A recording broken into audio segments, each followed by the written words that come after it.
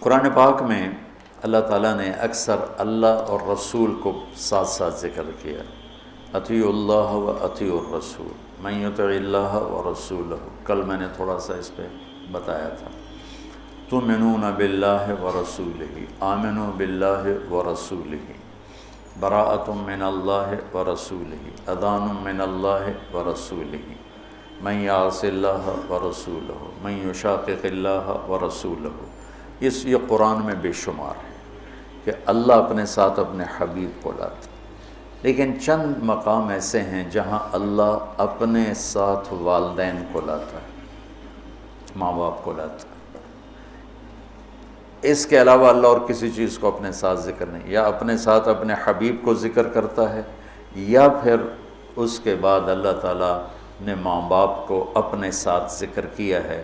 اس میں سے ایک مقام یہ ہے کہ اللہ تعالیٰ فرماتا ہے کہ اللہ کے ساتھ کسی چیز کو شریک نہ ٹھہراؤ اور والدین کے ساتھ احسان کرو، والدین کے ساتھ احسان کرو۔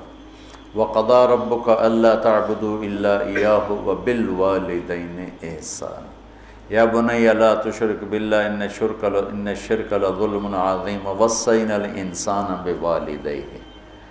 تو اللہ تعبدوا الا اللہ وبالوالدین احسانا، یہ قرآن میں کئی جگہ اللہ تعالیٰ نے اس کو اس طرح ذکر فرمایا کہ اپنے ساتھ والدین۔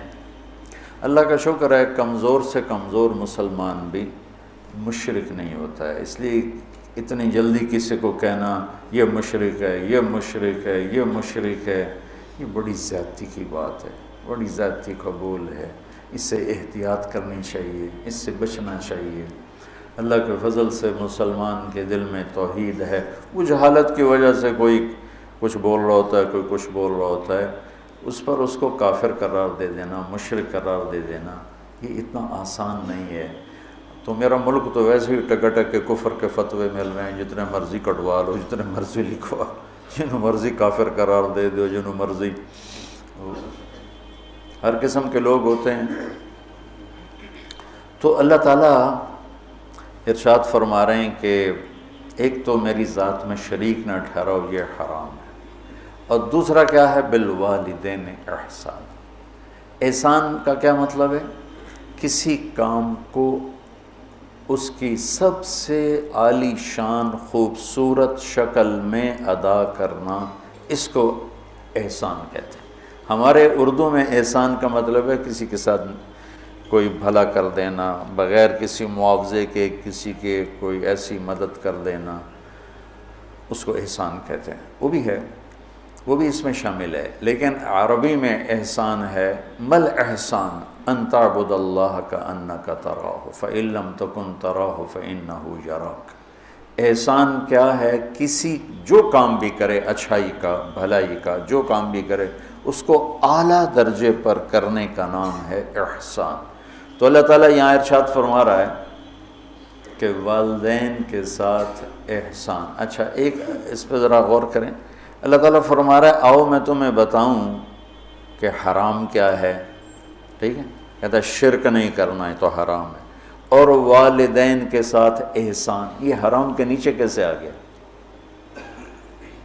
کافی دیر میں اس کو سوچتا تھا کہ یہ ادھر تو اللہ کہہ رہا تعالوا اتل ما حرم علیکم ربکم، آؤ میں تمہیں بتاؤں کہ حرام کیا ہے، اللہ تشرکوا بہ شیئا، شرک نہ کرو، ٹھیک سمجھ آ گئی، وبالوالدین احسانا۔ اس کو پچھلے جملے سے یا تو نکالیں، یہ نیا جملہ ہے، اس کے نیچے لائیں تو پھر کیا مطلب ہے کہ پیچھے تو اللہ شروع کر رہا ہے، تو میں بتاتا ہوں حرام کیا چیز ہے، شرک، ٹھیک، اور والدین کے ساتھ احسان۔ تو اگر ہم ظاہری نظر سے دیکھیں اور غور نہ کریں تو یوں لگتا ہے جیسے والدین کے ساتھ احسان بھی حرام ہے۔ میری بات سمجھ میں آئی ہے نا؟ ایسا ٹھیک ہے؟ ہاں، یہاں اللہ تعالیٰ بڑی عجیب طریقے سے ماں باپ کی عظمت کو بتا رہے ہیں کہ ماں باپ کے ساتھ صرف احسان ہی مطلوب ہے، اس سے نیچے جو ہوگا وہ حرام ہوگا، حرام سے نہیں نکل سکو گے۔ اللہ نے ماں باپ کا حق اپنے بعد رکھا ہے، لا تقل لهما اف، جس کو ہم کہتے ہیں بیزاری سے ماں کو کہہ دیا باپ کو کہہ دیا اتنا بھی اللہ تعالیٰ فرما رہا ہے کہ اتنے کی بھی ہم گنجائش نہیں دیں گے ماں باپ کے سامنے۔ میرے نبی نے فرمایا میری ماں ہوتی اور میں عشاء کی نماز کے مصلی پہ کھڑا ہوتا اور سورۃ فاتحہ پڑھ رہا ہوتا اور میری ماں مجھے کہتی محمد، تو میں ماں کی خاطر نماز توڑ دیتا۔ جریج نے نماز نہ توڑی ماں کی پکار پر، اللہ کے نبی کا فرمانا اگر وہ عالم ہوتا تو نماز توڑ دے، وہ عابد تھا وہ نماز توڑ دیتا، اگر وہ عالم ہوتا تو وہ نماز توڑ دیتا، وہ نفل نماز تھی۔ تو اللہ تعالیٰ وَقَضَىٰ رَبُّكَ أَلَّا تَعْبُدُوا إِلَّا إِيَّاهُ وَبِالْوَالِدَيْنِ إِحْسَانًا، کہ تیرے رب کا فرمان ہے، تیرے رب کا اعلان ہے کہ بندگی صرف اللہ کی ہے اور احسان ہے والدین کے ساتھ۔ تو یہاں یہ ایک خوبصورت انداز میں تاکید کی انتہا ہے کہ احسان سے نیچے جو ہوگا وہ اسی حرام میں آئے گا، احسان سے بھی کوئی اوپر کی بات ہے تو وہ کر کے دکھا، وہ کر کے دکھا۔ جو ابو ہریرہ رضی اللہ تعالیٰ عنہ کی نے مسجد میں جہاد کی ترغیب سنی تو آ کے ہتھیار اٹھانے لگے۔ ماں نے پوچھا کہاں جا رہے ہو؟ کہا میں جہاد پہ جا رہا ہوں۔ تو کہنے لگی میں تو اکیلی ہوں، میرا پیچھے کیا بنے گا؟ کہا یہ نہیں مجھے پتا، بس میں جا رہا ہوں۔ تو انہوں نے بہت محنت کی، وہ مانے نہیں، پھر انہوں نے اپنے چھاتیوں کی طرف اشارہ کیا، دیکھ میں نے تمہیں یہ دودھ پلایا ہے، اس کے واسطے رک جا۔ کہا نہیں میں نہیں رکوں گا، ہتھیار اٹھا کے چل دیے۔ ان کی والدہ نے اللہ کے نبی کو پیغام بھیجا کہ میں نے دودھ کا واسطہ دیا پھر بھی یہ مجھے چھوڑ کے جا رہا۔ تو ابو ہریرہ جب آئے تو آپ نے منہ یوں پھیر لیا، میں آپ کو بتا چکا ہوں کہ آپ کی ناراضگی کی نشانی تھی کہ آپ دیکھ کے منہ یوں پھیر لیتے، آپ نے منہ پھیر لیا۔ تو ابو ہریرہ یا رسول اللہ خیریت تو ہے؟ کیا ہوا؟ کہ تیری ماں تجھے دودھ کا واسطہ دیتی ہے اور تو پھر ہتھیار اٹھا کے جہاد کو جاتا ہے، مجھے تیرے ایسے جہاد کی کوئی ضرورت نہیں، چل جا اپنی ماں کے پاؤں میں بیٹھ، وہی تیرا جہاد۔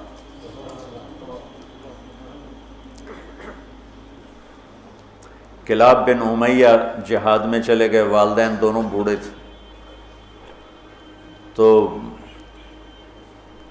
امیہ کو جب بتائے بھی نہیں والدین کو، تو امیہ کو پتہ چلا تو انہوں نے شعر کہا اذا دعت الحمامۃ ساق حر الی بیضاتها دعوا کلابا ترکت اباک مرعشۃ یداہ وامک لا تسیغ لها شرابا، کہ تو نے ماں باپ کو اس حال میں چھوڑا ہے کہ ایک کا نوالا اپنے ہاتھوں سے منہ پہ نہیں جاتا اور ایک اپنی طاقت سے اٹھ نہیں سکتا، تو اس حال میں چھوڑ کے تو کہاں چلا گیا؟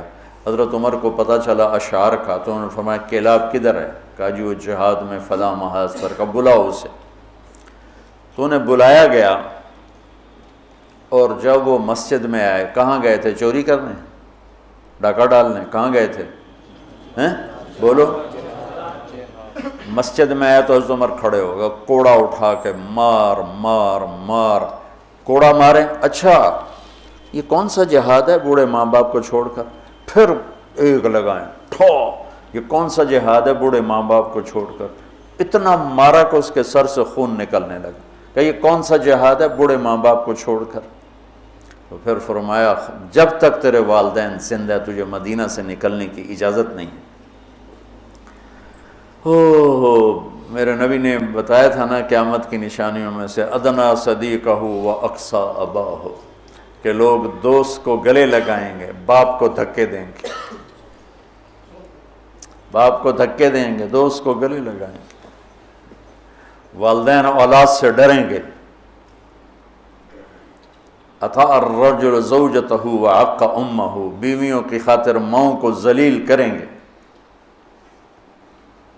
تو اس کو کیا انتلد الامۃ ربتھا، بیٹیاں ماؤں سے نوکرانیوں جیسا سلوک کریں گی۔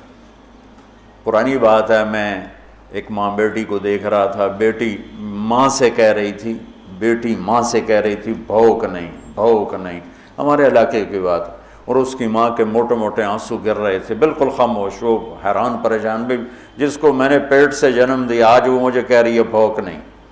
تو یہ عام ہے کہ کہ آج کل کی پڑھی لکھی نسل انہیں نہیں پتہ باپ کسے کہتے ہیں اور ماں کسے کہتے ہیں۔ کوئی ماں باپ کا بھی ہے کہ وہ اولاد کو اس طرح لے کے نہیں چلتے جیسے چلنا چاہیے۔ پہلا قصور تو ماں باپ کا جو 3 سال کے بچے کو اسکول ڈالتے ہیں۔ محبت کی رسیوں کو کاٹنے والے والدین ہیں، محبت کی جڑوں کو اکھاڑنے والے والدین ہیں جو 3 سال کے بچے کو اسکول ڈال دیتے ہیں اور ماں کی گود سے محروم کر دیتے ہیں، اور وہ بچہ جتنے گھنٹے وہاں رہتا ہے اس کے اندر ایک لاوا پکتا رہا۔ چونکہ میں ہاسٹل لائف گزار چکا ہوں، مجھے اس کا خود ذاتی تجربہ ہے۔ حالانکہ میں تو 11 سال کی عمر میں لاہور گیا، میرے والد مجھے ڈاکٹر بنانا چاہتے تھے تو لاہور کے بڑے عالی شان سکول سینٹرل ماڈل میں داخل کروایا۔ ہاسٹل لائف 11 سال کی عمر، میرا رو رو کے برا حال، 3 سال میں روتا رہا، پھر میرا دل پتھر ہو گیا۔ والدین کے لیے میری محبت مرتے دم تک پھر بیدار نہ ہو سکی۔ ہاں، تبلیغ میں لگنے کے بعد میں ان کا ادب، احترام، خدمت، سامنے نہیں بولنا، پوری اپنی جاں فشانی کے ساتھ ان کی خدمت، لیکن میرے دل میں ان کے لیے محبت کی شمع نہیں جل سکی کہ انہوں نے اسے خود بجھایا تھا۔